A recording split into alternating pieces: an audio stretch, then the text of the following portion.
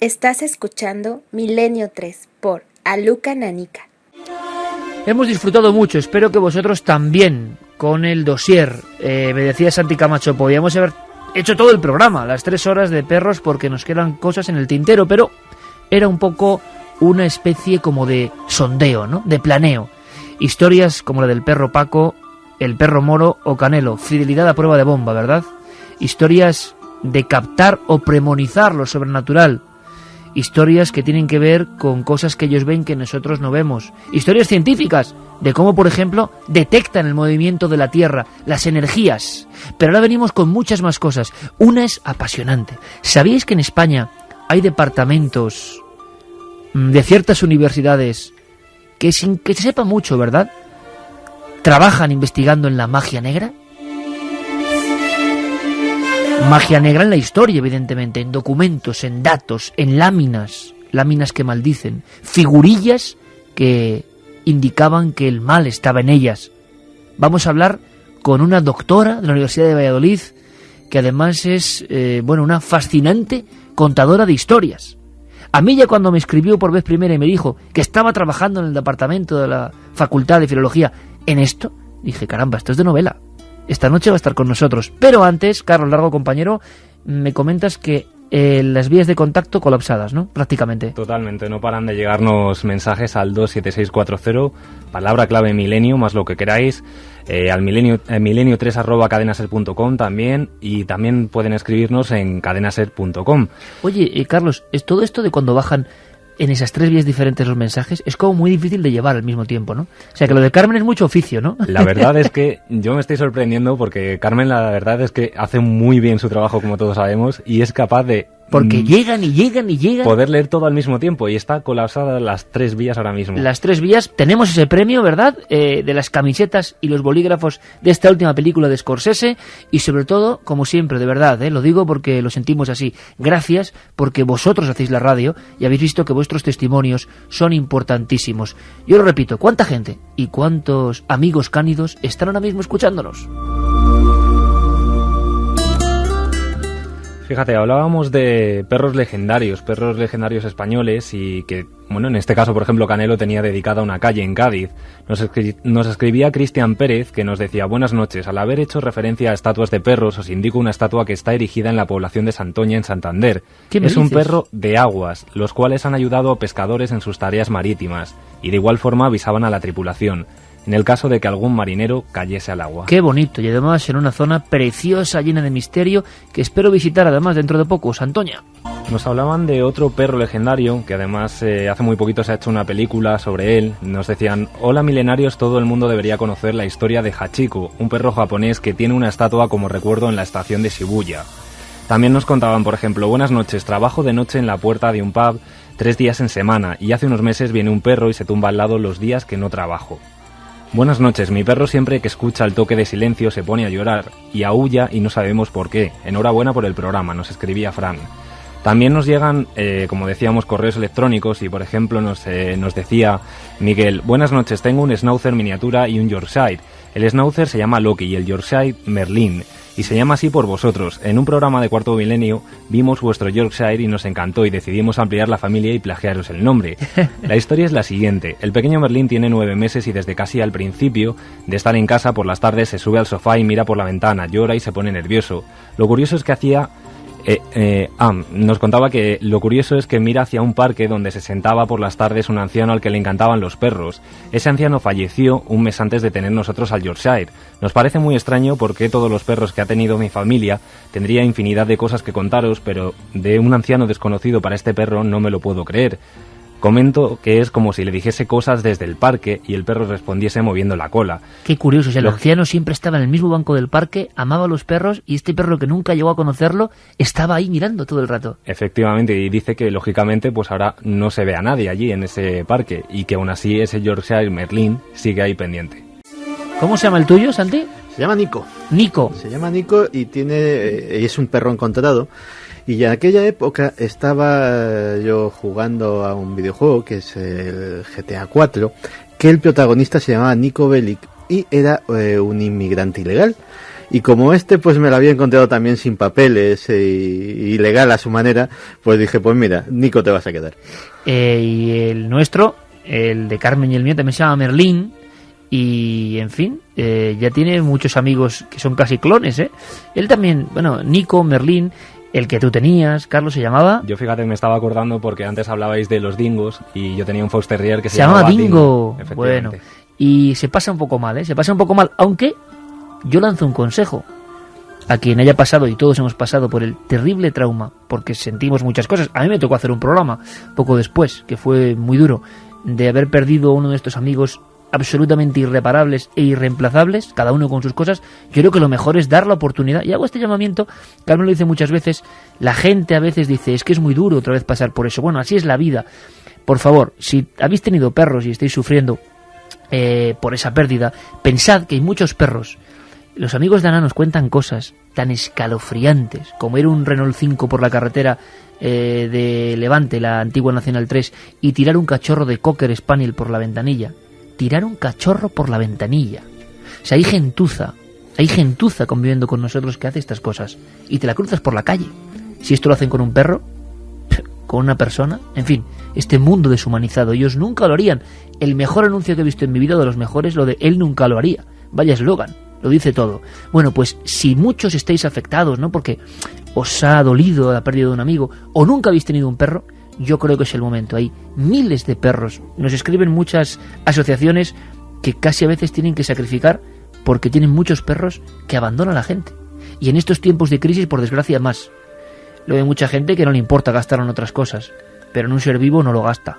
Por favor, como sabemos que sois de cierta forma especial, yo simplemente digo que incluso para los que estéis en el duelo ese de haber perdido un amigo, un perro se merece gente como vosotros. Y eso también es importante, y es hacer feliz a alguien. Ahora, si te parece, Carlos, luego seguiremos con mensajes porque se ha semidestruido, no destruido, pero colapsado casi las conexiones. Gracias, como siempre. Vamos a cambiar de tercio. Y Yeray, ponme una de esas músicas que tú sabes que nos llevan a la Grecia antigua, por ejemplo. Nos llevan a la Asclepeion. En tu ciudad, precisamente, Yeray, hay una Asclepeion. Es decir, un lugar para las enfermedades del alma, bajo la misma Cádiz, con unos 2000, 3000 años de antigüedad, donde la gente se tumbaba entre las rocas de piedra y los iatromanti les hacían soñar. Ellos curaban a través del sueño. Y no sé por qué he recordado este Asclepeion tremendo de la trimilenaria Cádiz, porque fue uno de esos lugares, universidad de conocimiento antiguo. Mucha gente piensa que los griegos solo nos han legado eso, ¿no?, la ciencia, la filosofía, pero como bien dicen algunos grandes maestros, también tenían su magia blanca y su magia negra. Así que cuando la doctora Amor López Jimeno, que tiene ese bonito nombre, Amor, me contaba que había un departamento que investigaba en las laminillas de maldición, yo dije, vaya historia para milenio. Una profesora española que no solo trabaja en la lingüística, filología, sino que se traslada a lugares para tener esas figurillas en las manos y contarnos su remoto mensaje. Y Amor me escribía y me decía, parece mentira, pero a veces le cuento esto a los alumnos y hay alumnos que incluso les parece aburrido, ¿no? En fin, el alumnado está como está. Pues amigos, os perdéis una increíble historia. Os perdéis la historia de la ambición, la envidia, la brujería, las deidades infernales, y todo eso ha quedado en objetos. Conectamos directamente con esta profesora que nos va a contar muchas cosas. Amor López Jimeno, buenas noches. Hola, buenas noches, Iker. Gracias por atendernos y gracias por hacer ese trabajo que yo creo que, oye, recupera parte de la historia más oscura de los hombres, que creo que ha estado desde el principio también, ¿no? Por supuesto, yo creo que eso, el ser humano cambia poco a lo largo del tiempo. Y bueno, pues eso intentamos recuperar y un poco romper los esquemas que a veces pensamos que los griegos antiguos solo se dedicaban a las cosas racionales y a la filosofía y así, y vemos que se dedicaban a todo, como nosotros hoy en día también hay estos fenómenos. Bueno, es muy interesante, y tú has hecho algo que yo creo que es pionero, es pionero, que por ejemplo es darnos a conocer un montón de placas figurillas, textos que hablan de maldiciones. Yo creo que es un cosmos muy poco conocido. ¿Cómo empezó tu trabajo? ¿Por qué te empezaste a meter en lo que era la recopilación de estos textos de maldición? Pues la verdad es que cuando empecé al hacer la tesis, pues uno buscaba siempre un tema que sea un poco original y que no sea muy trillado, sobre todo para no tener que, por ejemplo, aportar algo original sobre Homero o un autor de estos hoy en día es complicado. Y este era un tema, como bien dices, pues prácticamente virgen, porque durante mucho tiempo no se ha prestado atención a este tipo de textos. Son textos, digamos, muy pequeños en relación con las inscripciones o con las obras literarias, bastante difíciles de leer porque están en un estado muy defectuoso, entonces requiere bastante labor de prácticamente reconstrucción. Y luego porque también pues durante mucho tiempo eso parecía, a la gente todavía le cuesta creer que los griegos antiguos pues tuvieran estas cosas como la magia. ¿Cuándo fue el instante en que tuviste estos textos por primera vez entre las manos, empezaste a trabajar con ellos y qué impresión te dieron? Pues mira, bueno, al principio yo empecé a trabajar, lógicamente, aquí en el departamento hay un equipo de investigación, como bien has dicho al principio, que lleva tiempo estudiando estos temas de la magia, la adivinación, etcétera. Y yo en concreto pues me centré en la magia maléfica, pues un poco por curiosidad. Y yo al principio pues estaba trabajando aquí, pero cuando realmente me trasladé primero a Sicilia, porque empecé a estudiar los textos más antiguos, que curiosamente proceden de Sicilia, y luego más tarde a Atenas, y los tuve entre mis manos, la verdad es que sientes una emoción especial, porque es como decir, esto es real, no es solo bibliografía, no es labor de ratón de biblioteca, sino que sientes algo que ha habido un ser humano hace 2000 años o 2000 y pico años que ha sentido pues ese miedo, esa inseguridad, ese rencor que le ha llevado a recurrir a la magia pues muchas veces como último recurso, ¿no? Cuando no ha funcionado otras cosas o cuando piensan que no funcionan otras cosas. Amor, ¿y cómo son esos textos, objetos, figurillas? Descríbelo un poco a la audiencia, lo que pues, tenéis entre las manos. Sí, pues mira, la gran mayoría están escritos sobre pequeñas láminas de plomo, en una letra pequeñísima, y hay algunas figuras, las que se han conservado, lógicamente las que están en plomo, porque las de cera se utilizaban en el ritual normalmente para quemarlas, ¿no? Para hacer un ritual, pues así como se quema fulanito, el que representa la figura, pues así suponían que paralelamente iba a sufrir el mismo daño, ¿no? Iba, por tanto, a morir. Entonces, la mayoría que se han conservado están en plomo. Algunas sí que se ha conservado en cera, en Egipto, gracias al clima desértico de Egipto. Y bueno, pues son pequeñas láminas, algunas figuritas también se han encontrado claveteadas con alfileres o con ataduras, como encadenadas, junto a textos los que especifica pues lo que quiere que sufra pues el enemigo o el rival. También se han encontrado algunas metidas en pequeños sarcófagos con el texto escrito de lo que quiere que les suceda. Mucha gente ahora mismo, Amor, está diciendo, ¿cómo es esto? ¿Muñecos de vudú? Antes del concepto vudú y del concepto de magia africana, y en nuestra Europa, cuna de la civilización. Exactamente, muchísimos siglos antes. Y yo creo que esta es una de las cosas que al final más te sorprenden y más por una parte te emociona, por otra te da un cierto respeto, ¿no? El comprobar cómo el ser humano no ha cambiado a lo largo de los siglos, porque ves las mismas emociones o pulsiones, tanto positivas como en este caso negativas, pero los miedos, la inseguridad, el intentar atraerse o asegurarse el amor de una persona siguen siendo los mismos, hace 5.000 años en Egipto o hoy en día. El amor siempre como quebradero de cabeza y como potenciador de las primeras maldiciones de la historia. Pues es una de las cosas más curiosas, que este tipo de maldiciones eróticas, porque por supuesto hay una magia erótica, digamos, blanca, que intenta pues atraer o fomentar el amor, porque es una de las cosas que más escapa a nuestro control, ¿no? Cuando el desamor, más bien, o el amor no correspondido, cuando uno quiere atraerse el amor de una persona y no lo logra por, digamos, otros medios o por el atractivo de uno, pues recurre a estos medios paranormales. Y en estos casos de magia maléfica, lo curioso es que, claro, realmente lo que quieren no es atraerse el amor de otra persona, sino someterla. Lo que quieren es conquistarla, pero de una manera destructiva, ¿no? Tenerla a nuestra disposición siempre que queramos. Por eso entran en el campo de la magia negra o de la magia maléfica, porque realmente lo que les desean es toda una serie de torturas. Es curioso comprobar también, tú has hecho un libro excelente donde traduces todo este material. Claro, lo que empezó siendo una investigación de origen filológico acabó convirtiéndose en algo mucho más amplio y hasta mucho más sobrecogedor y revelador, creo yo. Por ejemplo, ¿cómo es posible que la forma, incluso con esas figurillas, o el texto, que ahora si te parece hacemos un poco un retrato robot de la maldición tipo, se haya mantenido durante tanto tiempo? Es decir, que los brujos de hoy en día, que han bebido de tradiciones X lejanísimas y de diferentes continentes, para maldecir, prácticamente hacen lo mismo, invocan lo mismo y lo hacen con la misma ira. Es así, ¿no? Pues eso es una de las cosas que realmente más llaman la atención y más curiosidad despiertan, porque uno ve que sin existir un contacto, una tradición paralela, efectivamente se encuentran los mismos prototipos en Europa, en el Egipto antiguo, o en Hispanoamérica precolombina, o en el África actual, en fin, son los mismos. Entonces hay algo que trasciende al ser humano que debe ser igual, porque hay cosas que ha existido una tradición oral potentísima que sigue existiendo después de siglos de literatura escrita o de historia escrita en nuestra sociedad.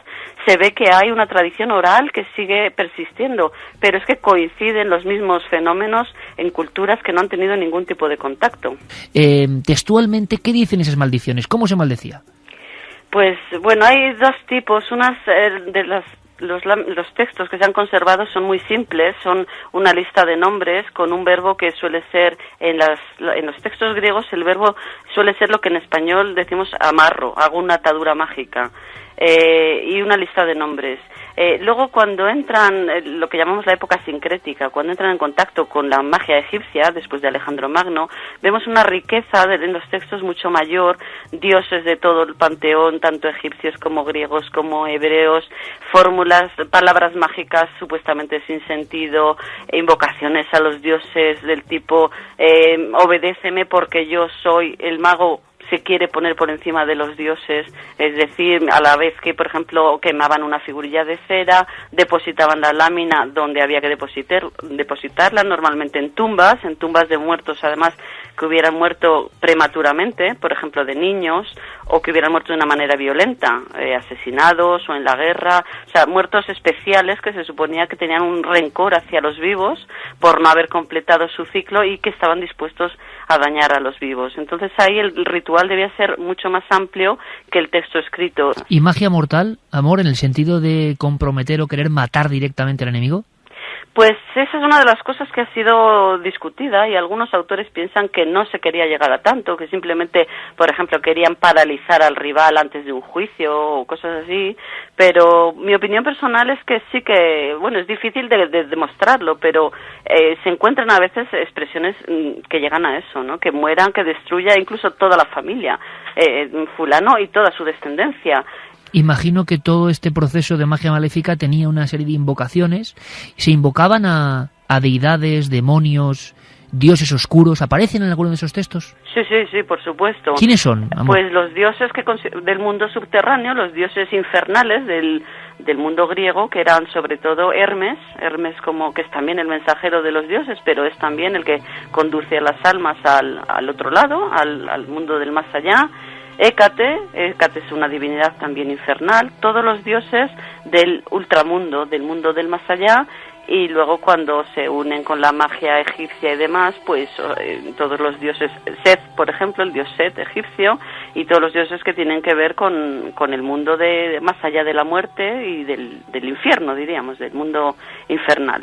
Y a ti personalmente, cuando investigaste en Grecia y en Sicilia, cuando pasaste de la investigación lingüística a la apasionante investigación de campo, ¿hubo alguna figurilla, laminilla, que te pusiera realmente la carne de gallina por lo que se decía en ella? Pues bueno, la que más recuerdo es la que está en la portada del libro, porque es la que tuve entre mis manos, y sí que produce un cierto escalofrío, ¿no? Aunque el texto es muy breve, pero el ver allí una figura con el nombre de una persona que debió existir, claro, y pensar, bueno, este pobre hombre sabría que le estaban intentando hacer una maldición, y sí que produce un cierto escalofrío.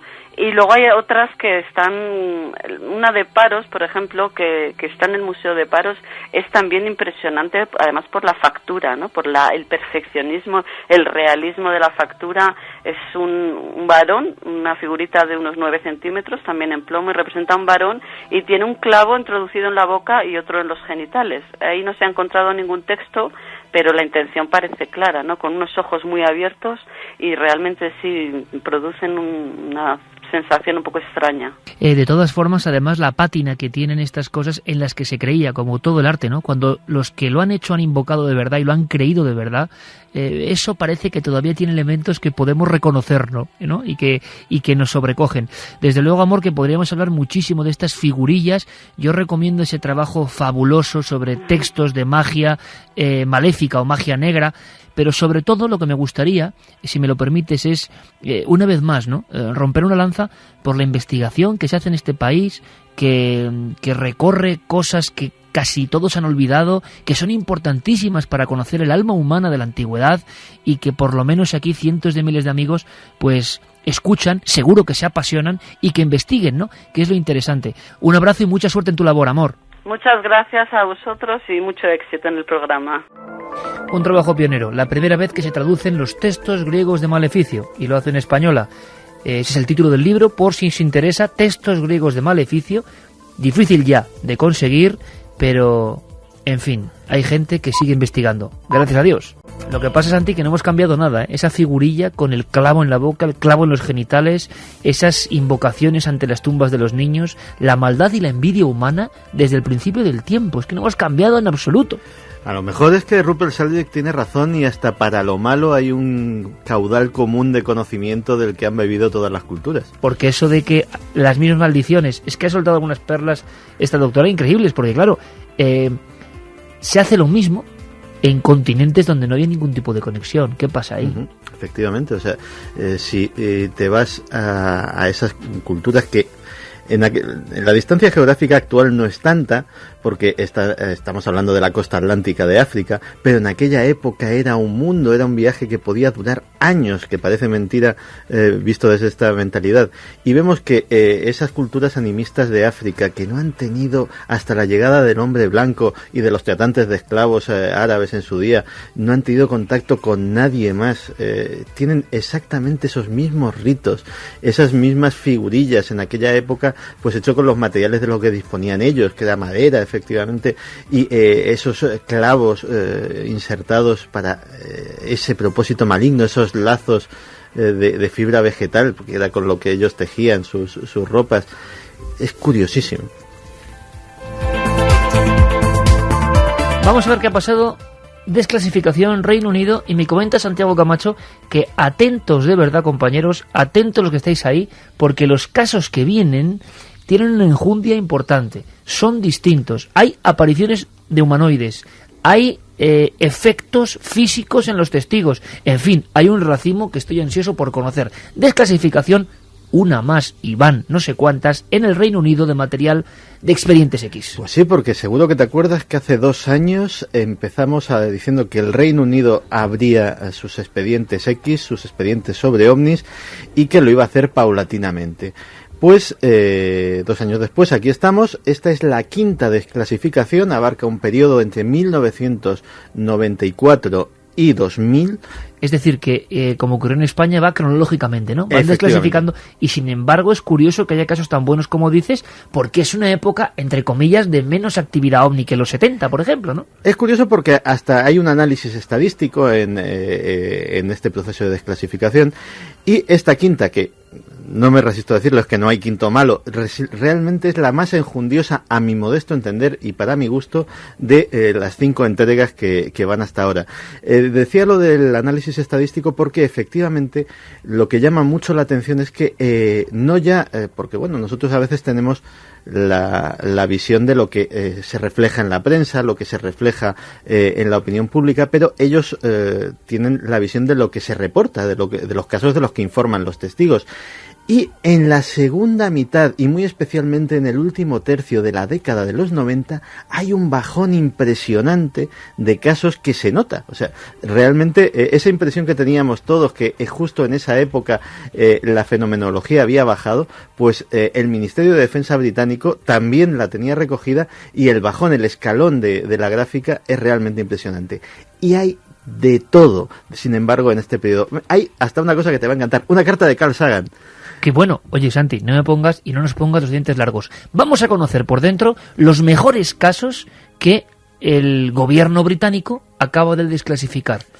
Parece que hay cosas realmente sorprendentes. Pues comenzamos con un caso del 27 de enero de 1997. Un hombre va conduciendo por una localidad por las inmediaciones de una localidad que se llama Ebbw, y de repente una escena que nos recuerda a Encuentros en la tercera fase. Su coche se detiene, una luz procedente de lo alto lo rodea por completo, la radio y el teléfono móvil que intenta accionar están completamente inoperativos, y esto se prolonga durante 5 minutos, 5 angustiosos minutos en los cuales este hombre dice que empieza a sentirse muy asustado y sobre todo también algo enfermo. Parece ser que a los 5 minutos la luz se apaga, él no ve un objeto. Ve solo luz, foco de luz. Un foco de luz que se proyecta hacia él, y que no puede salir del coche, que no puede accionar nada eléctrico, ni el seguro de las puertas, ni la radio, ni el móvil. Se estaba produciendo el famoso, como decían en los 70 en España, efecto EM, efecto electromagnético. Efectivamente. Pues lo realmente curioso de este caso sucede días después, porque cuando se va esa luz, él abre rápidamente la puerta, su primer instinto es vomita en el arcén de la carretera, y a partir de ese día empieza a sentirse mal, empieza a sentirse enfermo, y sobre todo empieza a tener una reacción dermatológica, empieza a salirle una extraña erupción en la piel, que va al médico y no le acaban de diagnosticar excesivamente bien. No sabemos cómo, al menos por estos documentos, no sabemos cómo evoluciona este hombre. El coche, lo único que parece es que está repleto de polvo, como si una inmensa polvareda lo hubiese cubierto durante esos 5 minutos, y eso es todo lo que figura en la parte que hemos revisado, porque el informe es muy reciente hasta ahora de ese informe. Más casos, segundo expediente. Birmingham. Estamos posiblemente un año antes, en 1996. Un hombre está tranquilamente fumándose su cigarrito en el jardín trasero de su casa, cuando de repente ve un objeto flotando sobre unos árboles que hay a su izquierda. La parte realmente interesante de este caso es que aparece una cosa que no aparecía hacía muchos años en la casuística ovni, el famoso cabello de ángel. Cabello de ángel, como los casos de Fátima, los ovnis de Évora año 59, algo que cae, filamentos. Pero esto hacía desde los 50, vamos. Efectivamente, hacía décadas que no teníamos un caso de estos. Y no solamente eso, sino que el observador, del que no tenemos nombre, está tachado, coge un frasco de cristal de conservas de su casa y lo llena con esta sustancia, coge unas muestras y lo cierra. Pero es la misma estampa de los famosos ovnis sobre Évora, el doctor Brito y el doctor Amaral, que ven que cae una nieve en forma alargada, ven luego que parece cabello d'anjo, que decían ellos, y lo meten, y es cuando lo examinan y ven alguna cosa muy extraña, un extraño arácnido, algo parecido. Cabello de ángel en el Reino Unido, ¿en qué año decía Santi? Pues en el 96 no está precisado. Porque claro, hay datos, como en toda desclasificación, que permanecen todavía tachados, ¿no? Efectivamente, como el nombre, por ejemplo, del testigo. Tampoco ¿Y qué fue de ese cabello de Anjo? Eso es lo que no sabemos tampoco, porque tampoco figura. Y es que hay una cosa que debemos de subrayar en esta desclasificación. Aquí, estos documentos, pues tenemos los testimonios de los testigos, informes oficiales, incluso recortes de prensa, pero del resultado de las investigaciones, si es que las hubo, no se ha desclasificado absolutamente nada, salvo en un par de casos que precisamente tienen, y la tienen bastante obvia, una explicación natural. En este tipo de casos más inexplicables, no sabemos más que esos informes iniciales. Yo, viendo los dos casos primeros que ha contado Santi, estoy con los ojos como platos. Ya sabéis que este tema a mí me gusta especialmente, pero 40 años después de los últimos casos, de nuevo cabello de ángel, en fin, Santi, siguen las sorpresas. Tercer expediente que tú destacas. Pues vamos a ir a lo que llamaríamos sector personalidades. Y es que vamos aquí a meter en tres cosas que figuran en estos papeles. Una carta de Carl Sagan preguntando de manera oficial al Ministerio de Defensa británico qué es lo que se sabe de los círculos de las cosechas. ¿En qué año se sabe la carta pues de Carl espérate Sagan? un momentito, que lo tenemos por aquí, carta de Carl. Claro, tiene que ser en ese periodo, entre el 90 y el 2000, ¿no? El 94-2000. O sea, que es en los últimos años de Carl Sagan. Efectivamente. Bueno, claro, si había círculos de las cosechas... 1996. O sea, poco antes de morir. El profesor Carl Sagan de la Universidad de Cornell en Nueva York al Ministerio de Defensa preguntando por los comentarios oficiales sobre las teorías de conspiración sobre los círculos de las cosechas. Carl Sagan tiene una ficha aparte que un día me tienes que hacer, Santi, con luces y sombras. Claro Muchos, ante todo, Carl Sagan, maravilloso y glorioso comunicador, pero luego tuvo una ida hacia un escepticismo radical, el famoso libro El mundo y sus demonios y otros tantos, y dicen las malas o buenas lenguas que se volvió a arrepentir al final de sus días, ¿no? Quizá esto sea una muestra. Prácticamente rondando la fecha de su muerte, él intenta escribir para saber de los círculos de las cosechas. Y se dirige, vaya joya, ni más ni menos que a la fuente, al Ministerio de Defensa británico. Pero no es el único personaje más o menos conocido, sobre todo en Inglaterra, que tiene algo que ver en estos informes. Hay, por ejemplo, la referencia a una filmación ovni secreta que dice haber visto un alto funcionario del Ministerio de Defensa llamado Ralph Noyes, en las cuales una cámara instalada en el morro de un bombardero de la RAF en 1956 filma un objeto extraño que él pudo ver en el edificio del Ministerio de Defensa en 1970. O sea, material, cartas de gente importante como Sagan y filmaciones que se olvidaron en los archivos secretos. Efectivamente. Y no solamente eso, sino un ovni visto encima de la casa del secretario del Interior británico en 1997 y que, lógicamente, pues se investigó por si era una amenaza para esta alta personalidad. Concretamente, además, se trataba de un objeto grande, triangular, y que emitía un extraño zumbido. El secretario en cuestión se llamaba Michael Howard, tenía una vivienda en el condado de Kent, y parece ser que diversos testigos pues vieron este objeto. Desde luego nos encontramos ante una de las más jugosas desclasificaciones por lo extraordinario de algunos casos. Incluso había algunos donde había presencia de seres, o por lo menos dibujos, ¿no?, con presencia de seres. Hay un pequeño capítulo que está dedicado a testimonios de abducción. También tenemos de eso en esta desclasificación.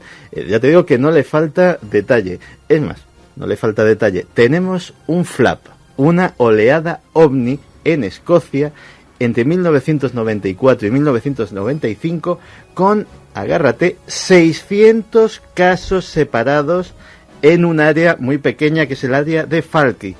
600 casos año 94-95 Escocia. Sí, señor.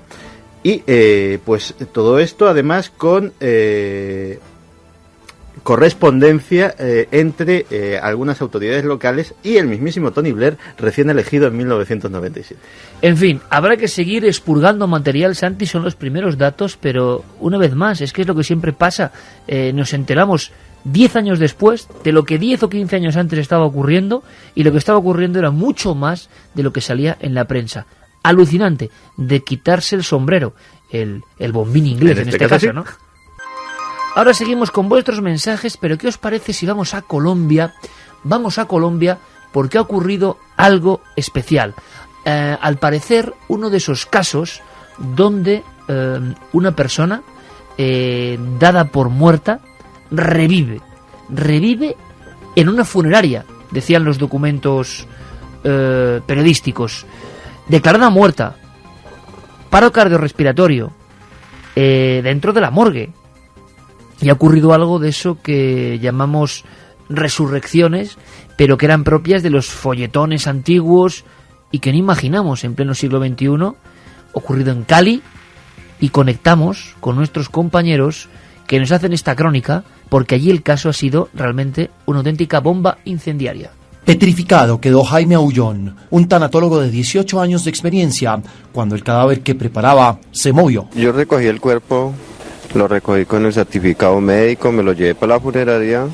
Cuando ya iba a iniciar a preparar el cuerpo, vi que la señora me movió una mano, después vi que me movió la otra, ya miré todo el cuerpo y ella estaba respirando normalmente. Procedí a llevarla directamente al seguro otra vez, a urgencias. El tanatólogo, por fortuna, no alcanzó a cortar la aorta del cadáver de la mujer para desangrarlo. De inmediato dio aviso a sus familiares. Le dije que la señora estaba todavía viva, que yo salía directo para urgencias del Seguro Social y nos veíamos allá. Y la familia, pues la reacción fue el grito y me dijeron que no, que ya salían de inmediato para allá también. El ex esposo de la mujer no creía en las versiones del tanatólogo. Para él, ella estaba muerta. No, pues lo que pasa es que en el momento no puede ser que uno crea que una reacción de la droga o alguna cosa, pues como había tenido tanto sedante, le han puesto tanta droga, entonces uno ahí donde queda que no sabe qué hacer. Imagina una persona que ya declararon muerta. La mujer, que resucitó en este momento, se encuentra recuperándose en una unidad de cuidados intensivos en un hospital de la ciudad de Cali, ubicada al occidente de Colombia. Estas cosas siguen ocurriendo. Nuestra obligación dar toda la información. Eso del proyecto Túnel, contaba aquí hace un par de semanas el psiquiatra Gaona, tiene su origen en casos a veces como estos. Hay gente que, al parecer, gente muy concreta, por accidente o no, vuelve de la muerte. Santiago Camacho tiene una foto de ultimísima hora en su portátil y parece que, cuidadito, tiene que ver con aquellas extrañas espirales que se vieron en Noruega. ¿Os acordáis? La imagen dio la vuelta al mundo, una especie de gran tirabuzón o bucle azul en los cielos noruegos. Bueno, pues parece que ha vuelto a pasar y que la cosa es más enrevesada de lo que parecía en un principio. Pues ayer, sin ir más lejos, estamos... ¿Pero es aurora boreal o algo así o no? Pues tiene toda la pinta, es una espiral, en este caso con más pinta de aurora boreal que la otra, que apareció en la noche del 18 en los cielos de Noruega. Fue fotografiada y vista por un montón de personas, entre otras por Dionys Moser, que es un importante fotógrafo, un fotógrafo muy conocido en Noruega, y que precisamente Dionys con Y, Dionys Moser, quien quiera ver las fotos en internet, que vaya a su página web, que ahí seguramente las encontrará. Esta vez, para mí, que ya no va a colar lo del misil. Bueno, te digo una más. Nuestro compañero Fermín Agustí y Carlos Largo abrían la semana pasada una investigación sobre lo ocurrido en Puebla, México. Tenemos nuevos datos, pero la semana que viene vamos a redondearlo porque ya sabéis que dijeron que eran trozos de un satélite soviético, ruso, en este caso, no soviético, no se puede decir ya. Bueno, pues Rusia ha desmentido por completo que sea un satélite suyo y tenemos la misma incertidumbre. ¿Qué os parece si nos damos un viaje? Nos damos un viaje rápido a Holanda. ¿Qué os parece si, antes de escuchar los últimos mensajes, que hoy ha sido auténticamente de récord, nos marchamos para conocer una vieja leyenda? ¿Tú te acuerdas de El holandés errante, verdad? Hombre, gran leyenda, gran ópera y gran historia. Algunos dicen que gran verdad. Vámonos, cogemos el avión, viaje de Milenio 3, destino Holanda. Región Países Bajos. País Holanda. Capital Ámsterdam. Población 16 millones de habitantes. Tipo de gobierno monarquía constitucional. Reina Su Majestad Beatriz I de los Países Bajos. Primer ministro Jan-Pieter Balkenende. Gastronomía, el queso y el advocat. Lucía Jiménez es una estudiante de Zaragoza que está pasando un año de Erasmus en Maastricht, una de las principales ciudades de Holanda. Nos cuenta la leyenda más conocida del país, el holandés errante. Es una leyenda marina que es una de las más famosas y tiene más de 500 años de antigüedad. La de un tal capitán Van der Decken, cuyo barco fue atrapado en una tormenta muy grande cuando pasaba por el Cabo de Buena Esperanza. Todos los pasajeros del barco le rogaron pues que se refugiara, que fuera a un puerto o que intentara evitar el temporal, pero el capitán Van der Decken arrojó al líder de su tripulación por la borda, comenzó a reírse de las súplicas de todos los pasajeros y empezó a cantar como enloquecido. Luego los pasajeros lo que hicieron frente a esto fue empezar a rezar y se cuenta que en respuesta a sus plegarias las nubes se abrieron y una luz incandescente iluminó toda la proa del barco. Bueno, hay quien dice que era Dios, otros que el Espíritu Santo, pero el caso es que esa figura se enfrentó con el capitán Van der Decken y le dijo que ya que disfrutaba con los sufrimientos ajenos, a partir de ese día sería condenado a recorrer el océano eternamente, siempre cuando hubiera una tempestad, y provocaría la muerte de todos aquellos que le vieran o que pasaran cerca de su barco. Se cuenta que esa luz le dijo que el único alimento sería el hierro al rojo vivo, su única bebida la hiel y su única compañía el grumete, a quien le crecerían cuernos en la cabeza, tendría las fauces de un tigre y la piel de una lija. Y entonces con estas palabras la visión desapareció y con ella también todos los pasajeros y los tripulantes del barco. Durante muchos siglos, mucha gente asegura haber visto el espectro de la nave. Son notorios 3 casos en los que se conservan escritos sobre el avistamiento de un barco fantasmal por el lugar. En 1702, Cotton Mather escribió un relato en el que supuestamente se les había aparecido la imagen de un barco fantasmal en uno de sus viajes a Inglaterra. Luego, por ejemplo, también en 1881, el príncipe Jorge de Inglaterra y su hermano mayor, el príncipe Alberto Víctor, se dice que observaron el barco del holandés errante y está registrado, este incidente aparecía en el libro de bitácora de su barco. El relato dice, el 11 de junio de 1881, a las 4 de la mañana, el holandés errante cruzó nuestro rumbo. Era una extraña luz roja, como la de un buque fantasma, incandescente, y en el centro de esa luz, los mástiles, palos y velas de un bergantín a 200 metros de distancia. Y luego existe otro informe sobre el barco holandés errante, que es de Karl Donitz, comandante en jefe de la flota alemana, y se dice que vio la nave espectral mientras se hallaba en una misión al este de Suez, y después afirmó que incluso sus hombres preferían enfrentarse con toda la flota aliada antes que vivir nuevamente el horror de ver el barco del holandés errante. También es música un poco de aeropuerto, ¿verdad? Esta, sobre todo de los años 70. Yo Robot, la pone Jerey Martínez para el jet lag del viaje que nos ha llevado por Holanda y sus leyendas.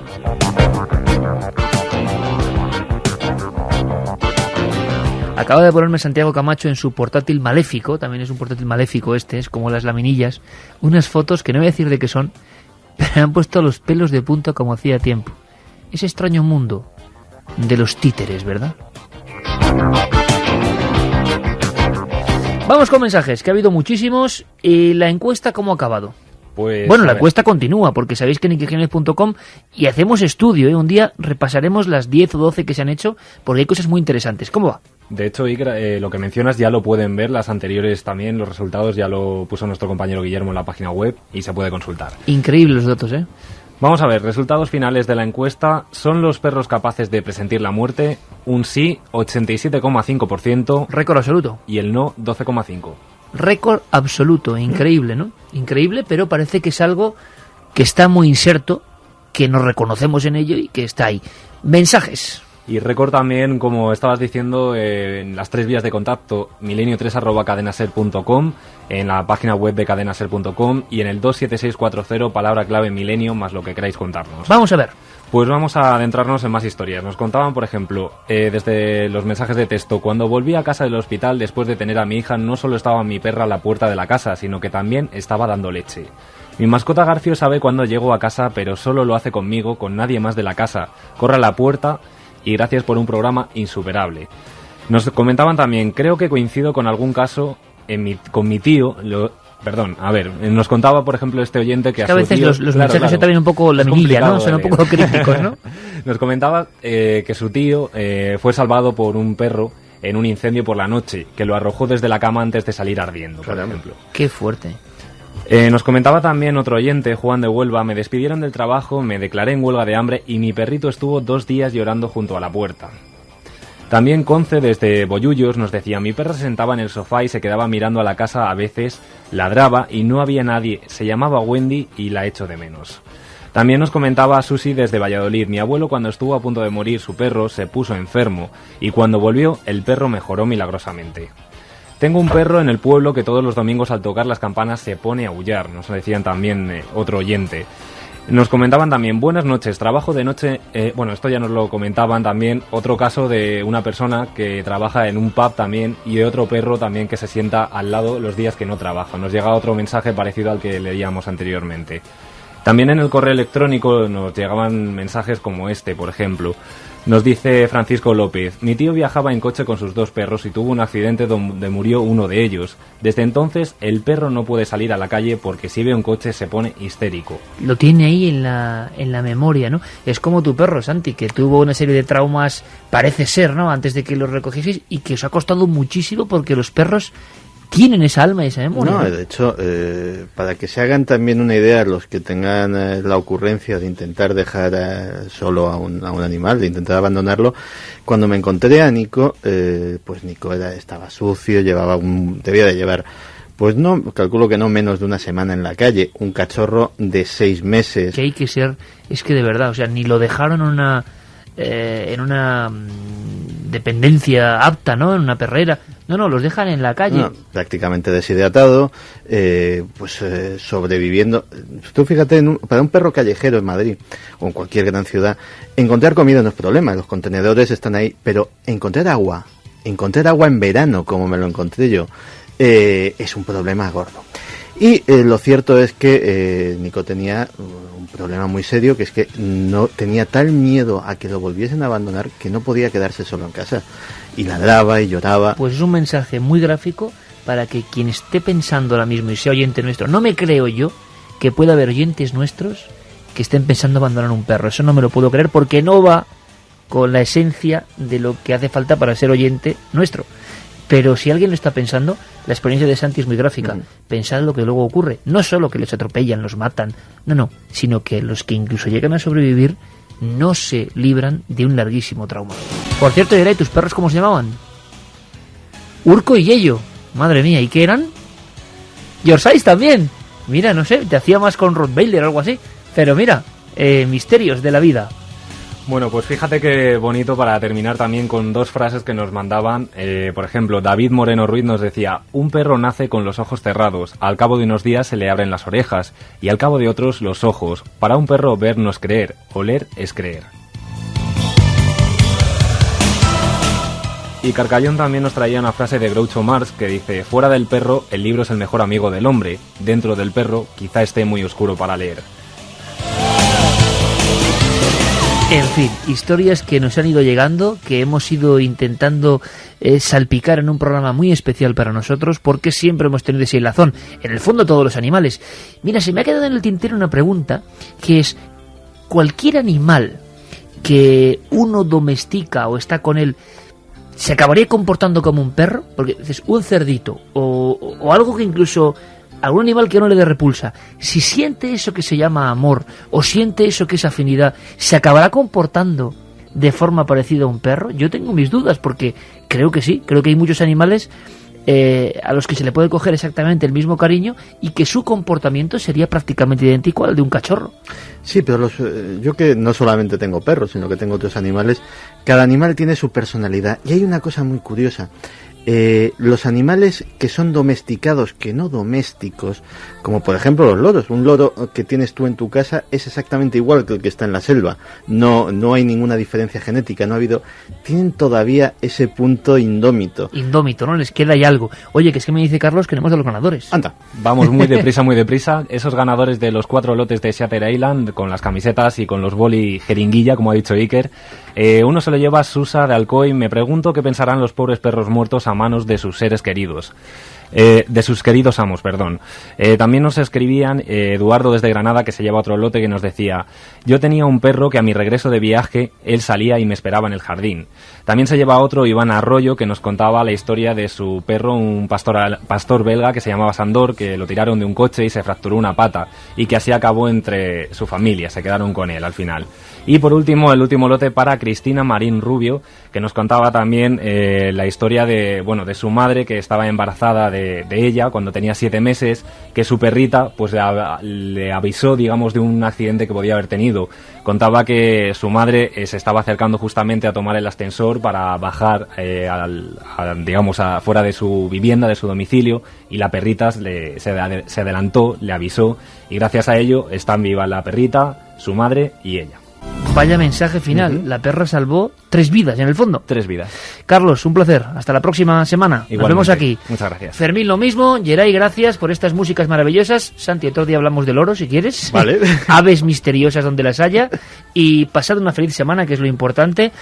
Nosotros mañana estaremos en la televisión con algunos temas pues bastante fuertes y bastante potentes. Por ejemplo, Aliasca, el hombre que intentó matar al Papa Juan Pablo II, lo que tanto se ha dicho, acaba de hacer una serie de declaraciones. Bueno, mañana contamos todo eso y mucho más. Hasta la próxima semana, amigos.